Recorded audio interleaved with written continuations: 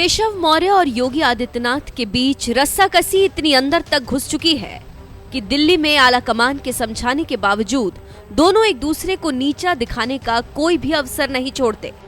ताजा मामला योगी के विभाग में मौर्य ने छापा मार कर दिया।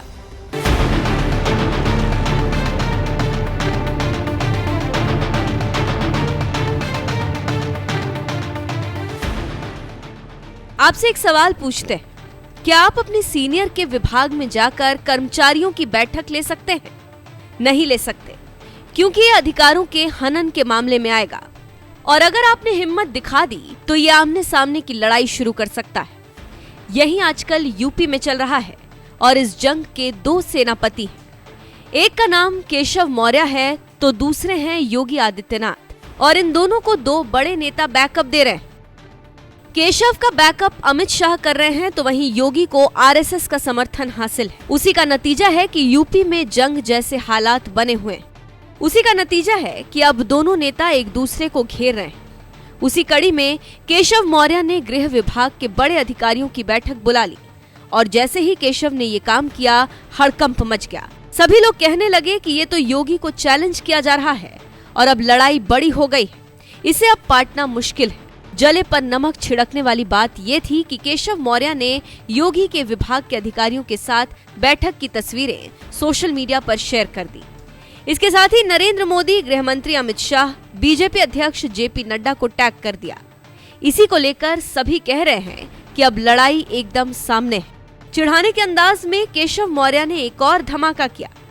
मीटिंग की फोटो को योगी के साथ टैग ही नहीं किया, जिसका नतीजा ये हुआ कि योगी अंदर ही अंदर जल भुन गए। अब सभी इंतजार कर रहे हैं कि क्या इस हरकत का योगी जवाब देते हैं या नहीं। जानकारी देते चले कि उप मुख्यमंत्री केशव प्रसाद मौर्य ने मुख्यमंत्री योगी आदित्यनाथ के अधीन वाले गृह विभाग की बैठक ली और सबको चौंका दिया। इस बैठक में एसीएस गृह दीपक कुमार, डीजीपी प्रशांत कुमार समेत शीर्ष अधिकारी शामिल रहे। आप फोटो देख सकते हैं कि कैसे सभी बड़े अधिकारी मीटिंग में शामिल हैं और मौर्य सवाल जवाब कर रहे हैं। अपनी पोस्ट में उन्होंने लिखा कि आज विधान परिषद में पुलिस महानिदेशक प्रशांत कुमार और वरिष्ठ पुलिस अधिकारियों के साथ मॉनसून सत्र के दौरान कानून व व्यवस्था के संबंध में बैठक की और जनता की समस्याओं को थानों पर प्राथमिकता से समाधान, बढ़ते हुए भ्रष्टाचार को रोकने और साइबर क्राइम से संबंधित चर्चा की। बढ़ती हुई घटनाओं को व्यापक तौर पर रोकने के प्रयास करने सहित सभी व्यवस्थाओं को दुरुस्त करने के निर्देश दिए। इससे आप समझ सकते हैं कि कैसे केशव जंग लड़ रहे हैं और क्यों। जानकारों का कहना है कि ये गृह विभाग की नहीं बल्कि सामान्य बैठक थी।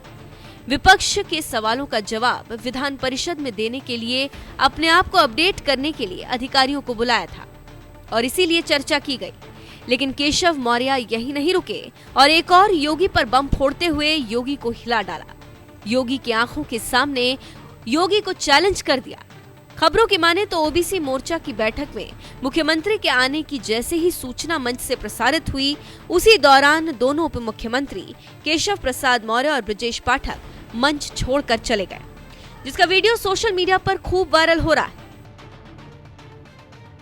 इससे आप समझ सकते हैं कि कैसे योगी को केशव मौर्य औकात बता रहे हैं और पल पल बेइज्जत कर रहे हैं। देखना है कि आगे सरकार कैसे चलती है और क्या स्थिर रहती है या इसी तरह चलती रहती है। लेकिन ये तो तय हो गया कि लड़ाई गहरी है और जख्म हरे हैं, इसे मिटाना मुश्किल होगा।